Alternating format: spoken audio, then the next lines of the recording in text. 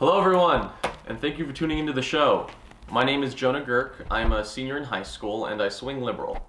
My friends and I started this program as a way to respond to recent trends in American politics and create a culture of political activism among our generation, no matter what side of the political aisle you swing to. So while I define myself as a progressive and will continually promote progressive ideals, I relish the opportunity to converse with people who disagree with me, because only by challenging one's beliefs do you ever reach the full truth of any situation. So while I swing liberal, we will provide ample opportunity for counter-arguments to my assertions to be presented throughout the program. The first way that this manifests itself is in the counter-argument segment immediately following my monologue. So for anyone who doesn't want to watch this show because you think I'm vile liberal scum leeching off the outstretched hand of the government, somebody will very likely present that viewpoint after I speak.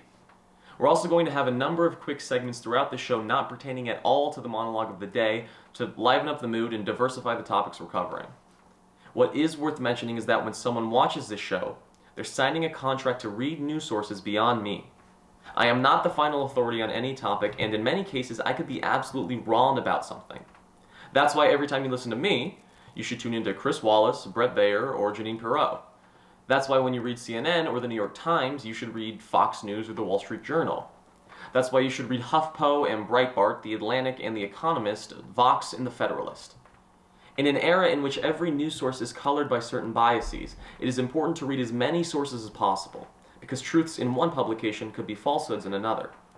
So if you're watching me and you agree with me, that's awesome. Glad to see you're on board. But if you disagree with me about something, please challenge me. Call me out on social media, question me in the comments, send messages to the show, and try to find any possible flaw in my logic. I welcome challenges to my opinion, and I'm looking forward to the conversations this show and its viewers start amongst each other every single day. And now, with all that being said, let's start the show.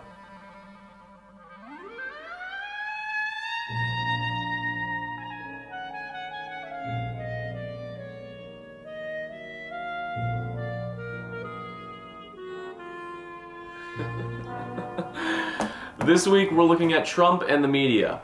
The president has never gotten along particularly well with any media that is critical of him, something he has deemed fake news. And while the president has a point when he says that the journalistic principles of the media have been wavering in recent years, his all-out onslaught against any news source critical of him should worry every American that values the democratic processes outlined in the Constitution. Throughout the campaign, the president lashed out at news media that skewed liberal, calling them fake news and undermining any and all of their negative findings on the president. After he took office, the first press conference given by the White House, under the guidance of Sean Spicer, served as a beratement of the news media that misrepresented the size of Trump's inaugural crowd, despite the fact that actual statistics show the inauguration was only a third of the size of Obama's first one. Following this, President Trump labeled CNN fake news and refused to take their questions during his first press conference, gave priority to Breitbart and other conservative outlets in terms of questions, and requested intelligence agencies to deny reports by the New York Times and Washington Post pertaining to leaks in the administration. And in the final week of February, Trump's administration took a drastic and dangerous turn in its attack on the media. At CPAC, the Conservative Political Action Conference, Trump tweeted that the media was the enemy of the people, a term which has troubling historical connotations. The term enemy of the people originated with modern connotations during the French Revolution and its reign of terror, and referred to any political dissident that received the guillotine during the nascent stages of the new government. The next major iteration of enemy of the people was used by Goebbels during the Nazi campaign, describing Jews as the sworn enemy of the German people, and it gained its widest use during Joseph Stalin's rule over the Soviet Union. Vladimir Lenin and Stalin used the term vrag naroda, translated to enemy of the nation or people, to describe critics of the Bolshevik and Soviet agenda. In later years during Stalin's reign, vrag naroda were frequently imprisoned or removed to labor camps. Nikita Khrushchev, after rising to power and rejecting the Stalin agenda championed in the first half of the 20th century, directly stated that the term enemy of the people was introduced for the purpose of physically annihilating such individuals. Since the decline of the term post-Stalin, the only major figure to use enemy of the people was Hugo Chavez, former dictator of Venezuela who used illicit means to silence his enemies. So Trump is in great company when using that term, especially when focusing it against journalism. Attacks against the media are often the first step toward consolidating power in a dictatorial fashion, as is evidenced by the rises of power of Hitler and Mussolini. But we forget that these figures were master manipulators of the media at large, especially the American media. Mussolini was looked upon bemusedly during his march on Rome, with the Smithsonian reflecting that Americans loved Il Duce and thought him a charismatic leader. When talking about Hitler, the media described his countenance as caricature and determined him to be voluble and insecure. Even once Hitler won influence in Parliament, the Washington Post, New York Times, and Christian Science Monitor all stated that traditional politicians would outplay Hitler and that he would never be able to achieve his agenda. When compared to the aloof attitude CNN, MSNBC, Huffington Post, and even the New York Times and Washington Post took toward President Trump, how many news outlets claimed he would be outsmarted and stymied by traditional politicians, and how the talk of the town throughout the nation is Trump's insecurity, volatility, and questionable mental health? The parallels grow even more striking. Now, some people might say that Trump hasn't done enough to warrant the description of a dictator in training, but the same week that he tweeted the media are the enemy of the people, CNN, New York Times, LA Times, and Politico were barred from entering a Sean Spicer press briefing while their conservative or middle-of-the-road counterparts were allowed entrance. The Trump administration just took its first steps in censoring the media, ensuring news outlets only friendly to the president would have access to the administration, and sending the message that if POTUS doesn't like you, you're getting frozen out. Add on to this Trump's decision to advise against bathroom rights for transgender students, his stated desire to create a Muslim ban, and his demonization of Mexico and undocumented immigrants, and you see a president consolidating all of his power, refuting any site engaging in responsible but negative journalism, and finding ethnic minorities throughout the United States to discriminate against through fear-mongering that unites Americans who feel threatened by a vastly changing world. And there's one final piece to this puzzle: voter fraud. Trump has claimed 5 million people voted illegally in the last election, a figure with no basis in fact, statistic, or even 5th grade level deduction skills. He has said the media is wrong when it says this figure is incorrect, and through his constant demonization of the fake news media, has convinced roughly 40% of the population that the media is untrustworthy. This sets Trump up to reject the results of an election that he does not win, because the fake news media is misrepresenting the statistics and underestimating the extent to which voter fraud plagued the next election. By sowing this single seed of doubt, Trump then has reason not to accept the results of this losing election and instead open a White House investigation into voter fraud, remaining in power and subverting the democratic process he's outlined in the Constitution. It may seem far-fetched now, but so did his candidacy, his win, and the actions he has taken since Inauguration Day. Considering how much he shares with dictators of the past, I wouldn't underestimate our president's ability to accomplish anything. And now, this. I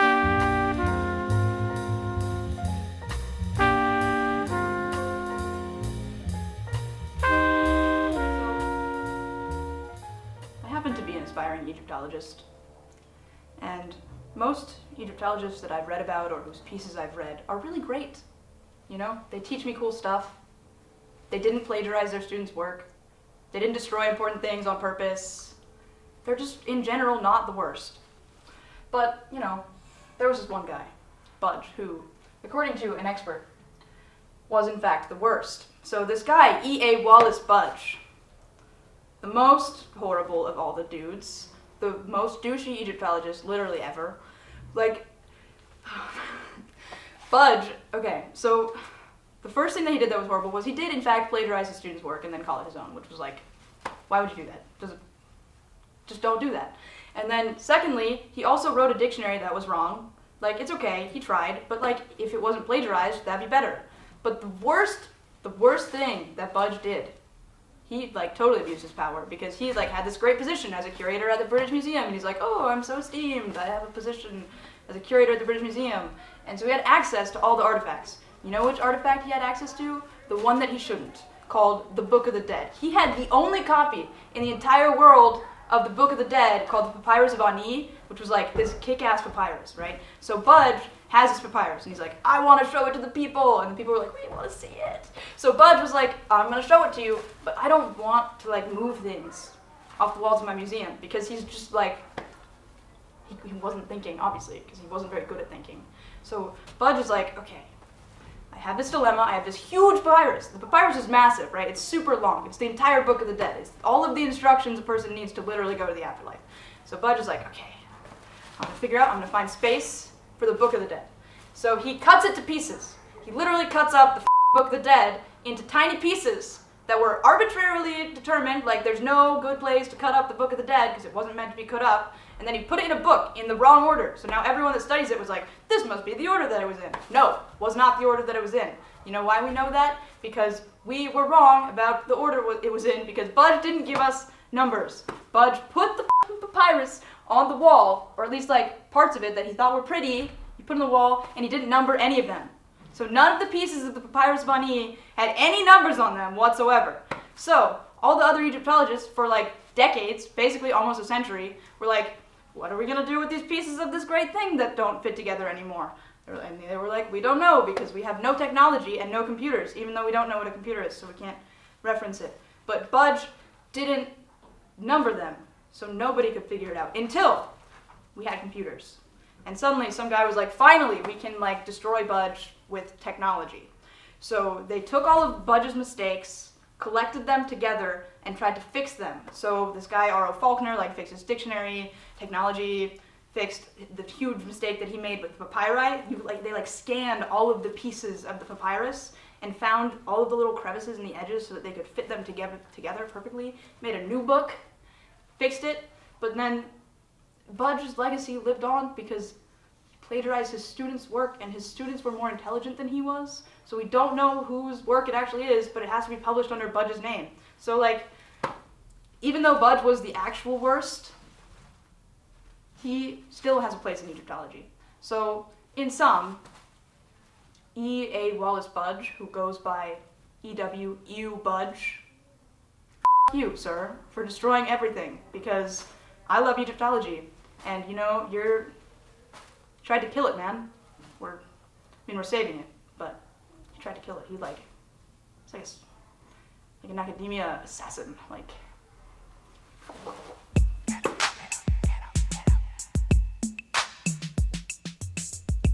Donald Trump has been described as a lot of things: racist, sexist, xenophobic, dictatorial, and more.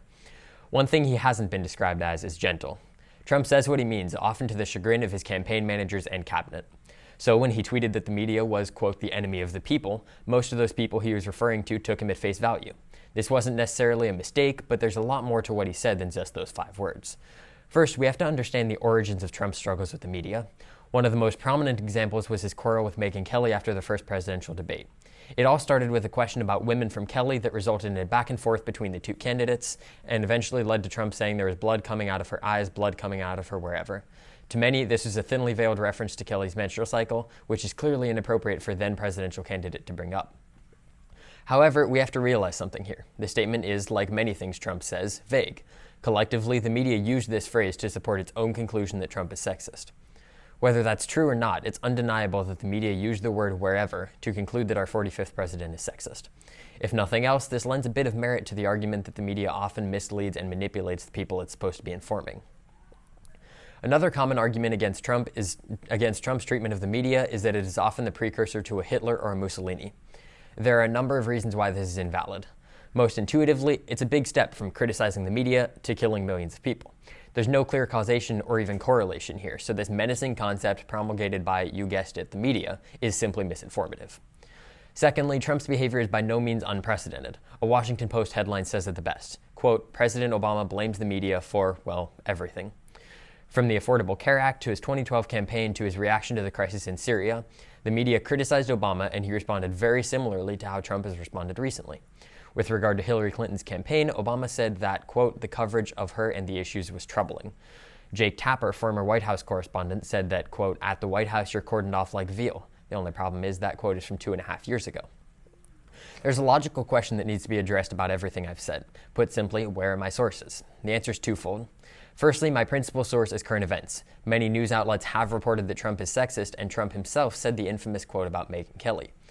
The second part is fairly simple. It comes from logic. If one president can do something and remain accepted, it seems logical that another president should be able to do the same. In essence, while some of the media's criticisms of Trump may be accurate, making the assumption that all of them are is a big and, frankly, fallacious step. For instance, it's probably misleading to refer to the media as one cohesive body. Yet, the more we look into what Trump has said and done and how various news outlets have interpreted it, the trends don't lie. Coverage of Trump is often negatively biased, headlines are often sensationalized to attract attention, and direct quotes are often taken out of context to fit an existing notion about our president. So whether you agree with his policies or not, you have to admit that maybe Donald Trump has a point.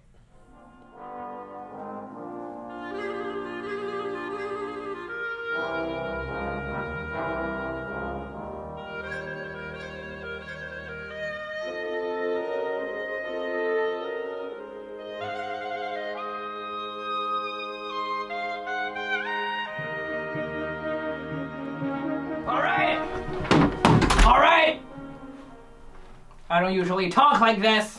I pick it up from my colleague in the United States. I'm here today to respond to some controversies surrounding China's South Sea. As you may already know, we have absolutely, overall, 100% across-the-board territorial claim over that region. According to this recent research we conducted, three Chinese fishermen sailed down to the coast of northern Malaysia in the year of 1523, which means China has the historical legitimacy in terms of controlling the entire South China Sea. We're building facilities on our islands to improve the living condition of local fishing villages. Everyone was completely satisfied with the result. No one was sad. So if nobody has any questions, I'll just Hi Tom. Young man. Okay, fine. You go ahead, for devil. Hi, I'm from the NBC News. The White House Press Secretary Sean Spicer claimed yesterday that the President of the United States will defend international territories from being taken by one country and will make sure that we protect our interests. What is your response? Sean Spicer!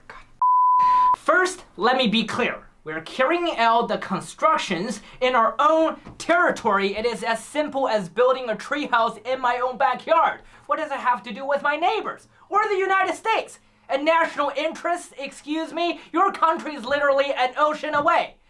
And international territories. South China Sea is not an international territory. Just, come on, read the name out loud. South China Sea. It is clearly Chinese. And of course you may argue that the Indian Ocean does not belong to India, or the Panama Canal does not belong to Panama, but the South China Sea is a special case. It is as Chinese as the pandas born in the Beijing Zoo. Get it? Good. Next.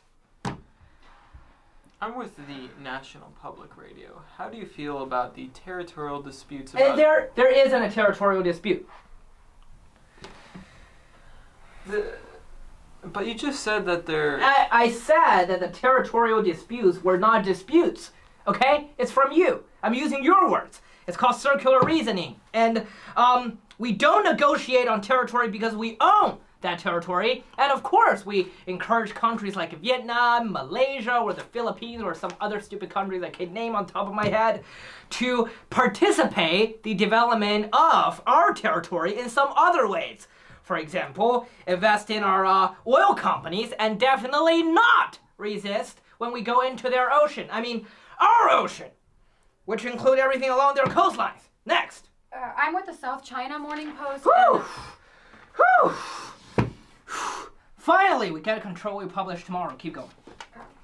Thanks. A statement released by the central government made it clear that all the countries in the region, Vietnam, the Philippines, Indonesia, Malaysia, and Brunei, should collaborate with China economically and set aside all political disagreements in exchange of regional peace and stability. What exactly does the last part, should set aside disagreements in exchange of peace, even mean? It means if they still demand a share from the South China Sea, we're going to disrupt the peace and beat the crap out of them. Do not write that down. Hey, you! Don't write that down. Don't write that down. Hey, I'm telling you, don't write that.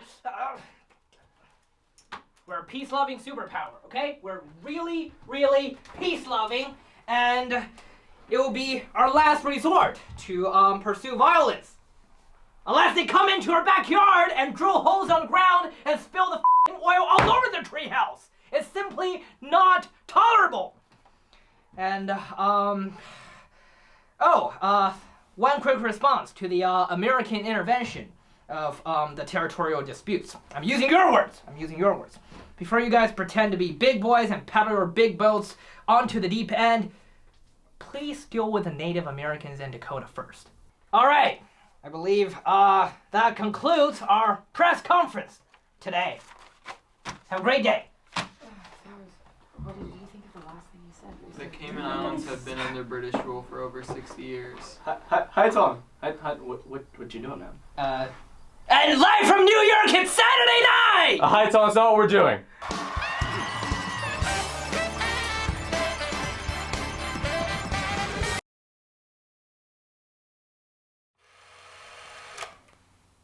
Recently, the medical community was ecstatic over the successful retinal vein injection surgery completed by a standalone robot, meaning without any human aid. Advancing technology means we can save more lives, so theoretically, there's positives all around. Well, not so fast. Throughout modern history, technology has replaced humans in businesses whenever the technology can fulfill the human's role more efficiently. Nevertheless, despite our thousands of years of technological innovation, we historically have always found new roles, started new businesses, and created new technologies for humans. However, we are on the precipice of a technological revolution the likes of which humanity has never seen. With new innovations in robotics, specifically with artificial intelligence, life as we know it is going to be disrupted for billions of people across the globe, and we need to start creating systems and regulations that ensure stability in the wake of what is likely going to be immense change. The World Economic Forum estimates that robots will cause a loss of over 5 million jobs by 2020. And there is little doubt that once the job replacement starts, it will not slow down. While it's true that the majority of the jobs initially lost will be blue-collar, more complex jobs will slowly but surely be eaten up as well. Many aren't concerned because they see their roles as a lawyer or teacher, musician or doctor, actor or singer as irreplaceable. Yet already we see 8 years of medical schooling being replaced with 1 foot-long robot.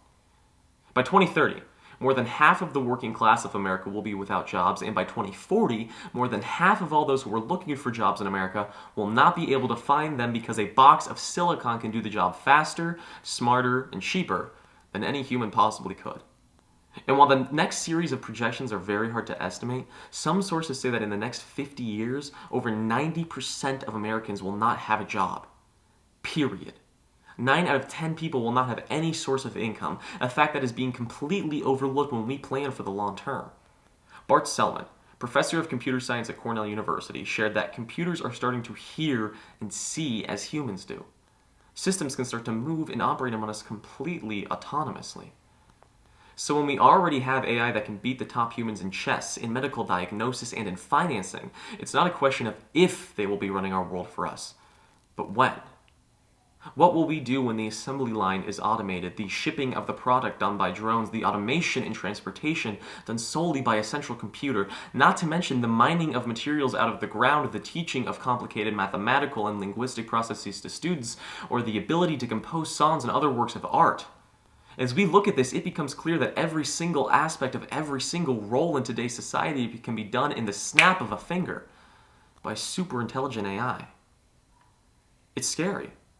It seems like a threat to human existence as we know it, which maybe it is. But limiting the development of technology has never worked for us. The bigger and better always finds a way to come through, no matter how many resources have to be consumed in the process. What we need to think about isn't how to stop the loss of the vast majority of jobs in the world, but instead how to deal with it. Sure, some new jobs will open up due to the new technology. Plenty of machine learning and specialists are systems engineers. But these are very high-skilled jobs which require education increasingly unavailable to lower and middle-class people with today's skyrocketing university costs. And these jobs will not even be close to a fraction of enough to replace all of the jobs lost by AI. So should we just embrace the loss of jobs? Should everyone just develop their hobbies, photographing birds, playing ball, collecting stamps, if they have no other work? But where does the money for the camera or the balls or the stamps come from? We are going to be faced with people who have never had a job, whose parents have never had a job, whose grandparents have never had a job. How do they sustain themselves? Many experts say that a significant universal basic income is going to be necessary. With all of the money in the economy going not to the workers, but instead to the owners of the robots, which invariably will be the richest of the rich, the wealthy will need to be taxed in order to sustain the rest of the population. Without government funding for clothing, food, water, shelter, electricity, or education to all Americans by the next century, services that we take for granted as basic parts of our life will become harder and harder to come by. Perhaps, in response to the vast changes approaching us, the definition of work and income will need to change. We, Americans especially, live in a world defined by capitalist ideals. The concept that you work hard and own a piece of land to make money in a competitive marketplace. But as machines force us out of this marketplace, and human work is no longer defined by what you make, economic ideologies will need to change. We will no longer have the option to define human worth by what a person makes, and while that is certainly a scary thought, it opens up the possibility of completely reshaping our world. The only thing that has ensured humanity's survival over the past 100,000 years has been our adaptability. Humans have survived ice ages, black plagues, world wars, and countless other global calamities before, and each time the nature in which human beings structure society has changed as well. The future of AI is scary and unknown. We can either maintain the status quo and suffer the consequences, or reshape our culture into something bigger and grander. AI is coming in a big way. What are we going to do about it? That's Common Sense. I'm Jonah Gercke. Thanks for watching.